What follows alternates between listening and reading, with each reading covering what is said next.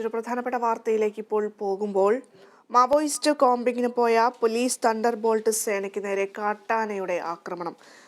ഒരു സേനാംഗത്തിന് പരിക്കേറ്റുവെന്നും അറിയുന്നുണ്ട്. ഇന്ന് രാവിലെയാണ് ആ സംഭവം ഉണ്ടായത്. മലപ്പുറത്ത് കരുളായി ഉൾവനത്തിലെ മാഞ്ചേരി ഭാഗത്ത് വെച്ചാണ് സംഘത്തിന് നേരെ ആനയുടെ ആക്രമണം ഉണ്ടായത്.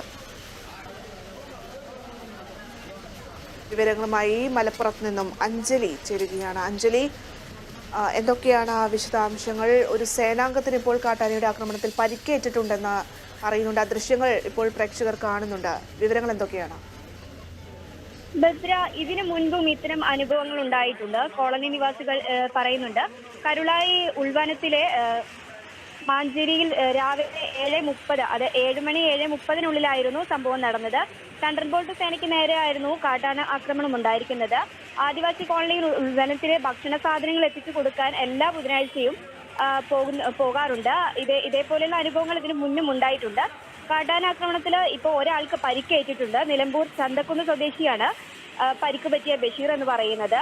അരീക്കോട് AR ക്യാമ്പിലെ ബഷീർ പോലീസുകാരനാണ് പരിക്കേറ്റിരിക്കുന്നത്. ഇയാളെ ഉടനെ നിലമ്പൂർ ജില്ലാ ആശുപത്രിയിൽ പ്രവേശിപ്പിച്ചിട്ടുണ്ട്.